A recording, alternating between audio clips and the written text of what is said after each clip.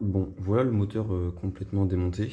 Et donc toute cette vidéo va être vraiment consacrée au remontage entier. Pour parler des pièces, donc tout a été nettoyé. Donc je remets le piston d'origine parce qu'il est vraiment en très très bon état. Je l'aurais changé s'il y aurait eu des traces de chauffe ou des rayures qui m'auraient paru anormales. Là j'ai juste mis un coup de brosse pour enlever toute la calamine, la platine d'allumage. Toutes les pièces ont été nettoyées avec une brosse. Ça c'est le bas moteur côté embrayage, enfin variateur. Ça c'est le bas moteur côté allumage. Pareil sur la culasse. Donc voilà, tout a été nettoyé à la main. Le cylindre, pareil, on reconnaît l'état à l'intérieur. On voit pas forcément très bien, mais voilà, pas de rayures, pas de traces de chauffe. Et surtout, le filetage de l'échappement qui est en bon état. Variateur complètement nettoyé. Voilà, avec les mâchoires à l'intérieur. Tout a été poncé en fait sur les côtés. Alors au niveau des joints, ça c'est un joint qu'on peut acheter, je sais plus, 50 centimes sur n'importe quel site. Au niveau durée de vie, je pense qu'on est mieux sur un joint qui est plus gros, enfin plus épais du moins, qu'un tout petit joint qui est super fin. Ça c'est une modification qu'on fait maintenant sur tous les moteurs quand on les remonte. Ça évite que ça chauffe trop, enfin surtout pas en contact directement avec le carter. C'est bon, tu filmes là? Donc on commence par chauffer les roulements.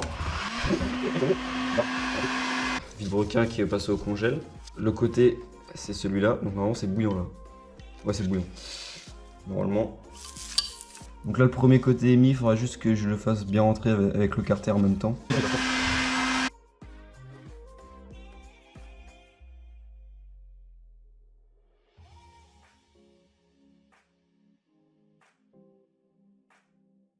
Donc là pour vérifier un bas moteur, on regarde s'il n'y a pas de traces d'usure. S'il y en a une ou une petite rayure, on ponce jusqu'à plus trop la sentir avec l'ongle. On nettoie bien surtout les plans de joint.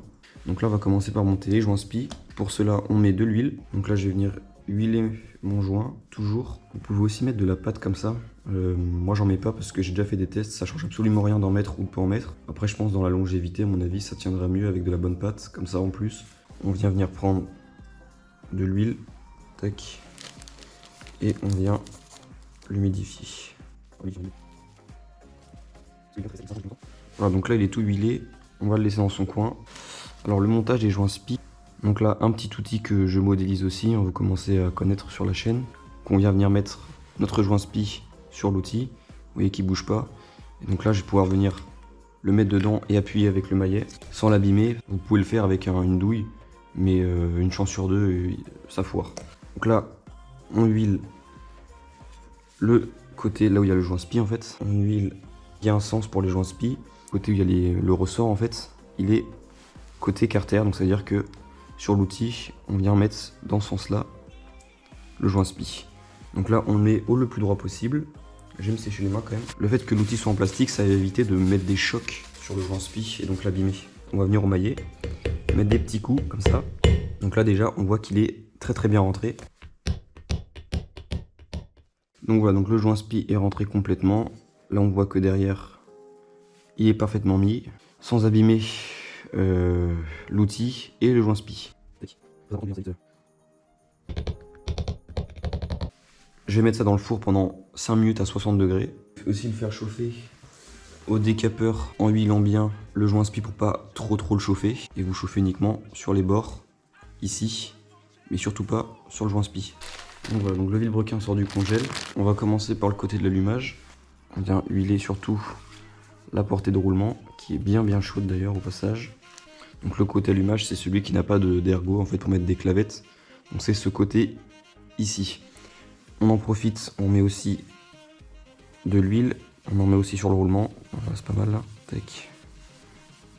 Le roulement, il en prend aussi au passage. On n'hésite pas, on peut en mettre pas mal quand même. Donc il est bien froid, il est bien gelé. Et donc là, on va venir le mettre dedans. Tac. Et donc là, il est rentré tout seul.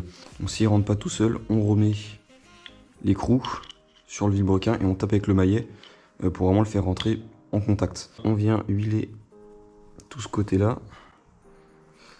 Donc voilà, il faut vraiment pas hésiter à faire chauffer les carters parce que c'est vraiment le choc thermique qui fait que ça soit super simple à rentrer. Ensuite, on vient mettre le joint. Hop. Voilà, nickel.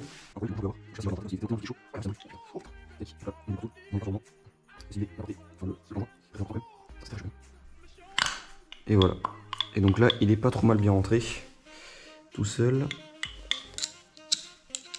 Donc là, on utilise un petit tournevis de 10 avec les vis respectives. On n'oublie pas surtout les écrous anti-frein. Du bon côté, hein, le côté bombé vers la tête. Ouais, bon, je vais mettre celui-là en même temps, ça c'est pas grave. Donc là pour les mettre c'est très simple, il faut les mettre comme ceci. Donc ça c'est les ailettes côté variateur, il n'y a pas de sens, hein, côté variateur ou côté allumage c'est les mêmes. Ils sont identiques, donc là ça se fixe sur les 3 vis du bas.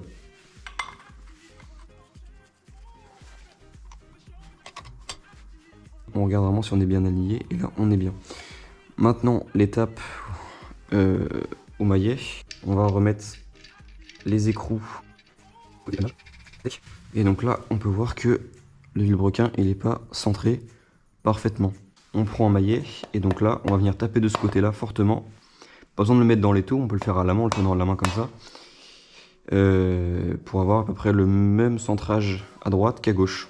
Entre cette partie qui est là, et cette partie qui est là. On peut venir le tourner facilement à la main, sans point dur, c'est que le vilebrequin est bien remonté. C'est normal que ce soit un peu dur au début, les roulements sont neufs, il faut qu'ils se fassent. Il est nickel. On voit tout est bien remonté, c'est parfait, c'est plutôt propre, donc ça fait plaisir. Maintenant on va s'occuper de la partie au moteur. Voici le piston comme je vous ai montré tout à l'heure, avec les segments qui sont neufs. Enfin, avant de mettre tout bêtement mes segments sur mon cylindre et remonter tout, c'est une très mauvaise idée parce qu'il faut faire le jeu aux segments. Comment les vérifier? On les rentre, tac, on prend le piston, on le fait pousser avec, tac. Donc là on le met à peu près, moi je l'ai mis à peu près allez, 5 mm, 5-6 mm. On prend un jeu de cale, et donc là on vient chercher le 0,2 qui se trouve ici et le 0,3. Juste ici, est-ce que je peux faire passer mon 0,2? Non, je peux pas faire passer mon 0,2. Si, je peux faire passer mon 0,2, ok. Donc ce que je vais me faire, c'est que je vais baisser un petit peu. Ah oui, c'est vrai, comme ça. Voilà. Je vais baisser un petit peu. Donc là, je pense pas qu'on voit la caméra, mais en gros, je fais passer mon jeu d'étalon dedans. En tout cas, mon 0,3 passe pas. Et mon 0,2 passe tout juste. Et s'il passe tout juste, ouais, mon 0,2 passe, mais mon 0,3 ne passe pas. Donc là, celui-là, il n'y a pas besoin de le régler. C'est un coup de chance, hein. Ou alors c'est bien vendu, je sais pas, mais en tout cas, c'est très bien. Ah, il m'a l'air aussi bon celui-là. Donc on va voir si le 0,3 passe. Le 0,3 passe pas. Et le 0,2 passe. Bon, c'est dommage parce que sur tous mes autres moteurs, j'ai dû reboutiquer les segments. Et là, je l'ai pas fait. Donc si c'est le cas, si ils sont pas 0,2, vous prenez une lime à ongles et vous venez coller les deux segments comme ça. Et vous venez gratter en fait pour enlever de la matière. Donc pour le remontage, je viens mettre la correspondance sur mon piston. Donc là vous voyez que là il est bien mis.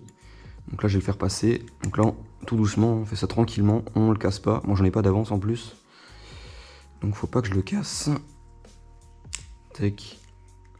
Tac. Voilà. Bon là ils rentrent très bien parce qu'ils sont très écartés, hein. Des fois ils sont moins écartés, c'est beaucoup plus dur.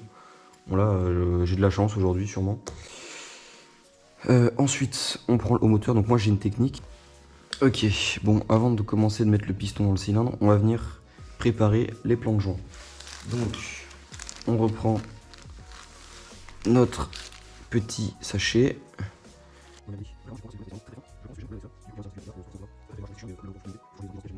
C'est un bib, je vais mettre de côté et je vais m'occuper de mon bas moteur.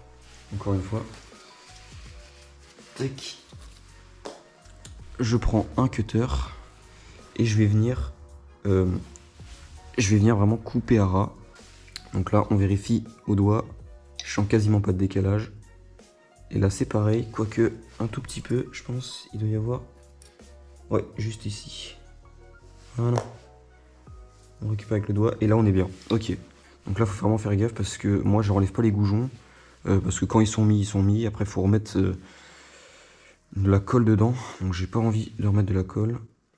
Voilà, je prends mon temps, on est patient.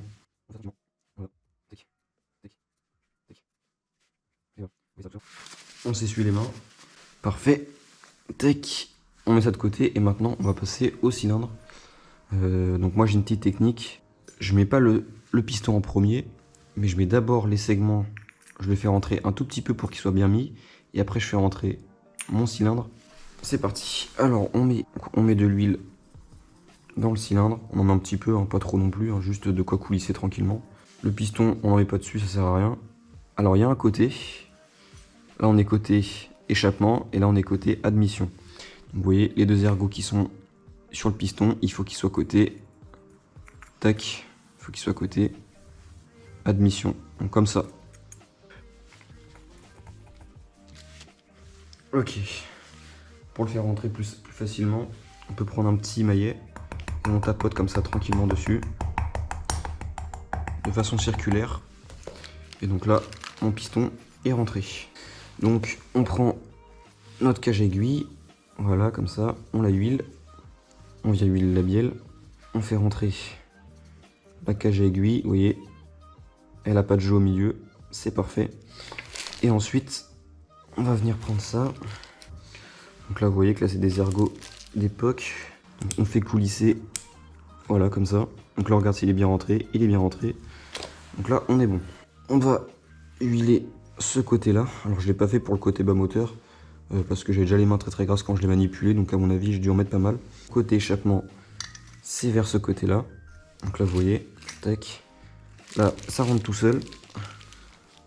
Ça, on va venir le faire rentrer comme ceci. Donc on fait gaffe à ce que la bague ne tombe pas. Et donc là, on va venir faire coulisser la petite bague à l'intérieur. Donc là, il faut jouer un petit peu. Hein. Normalement, avec un peu de chance, des fois, ça vient en manipulant comme ça, en venant des va-et-vient. On n'a plus qu'à le finir tranquillement. Voilà, on le met jusqu'à la fin. Pas forcément de force hein, qui est dessus. Si vous devez forcer, c'est qu'il y a sûrement un problème. Et maintenant, on revient avec la pince. Donc là, c'est très délicat. On met le moteur vers le bas pour pas faire tomber la goupille. Donc là, on lâche pas. Donc là, il y a une partie qui est rentrée dedans. Donc là, on n'a plus qu'à appuyer sur l'extrémité. Alors avec un petit tournevis, c'est peut-être même mieux, je pense. Et voilà. Et maintenant, on fait glisser notre cylindre jusqu'en bas.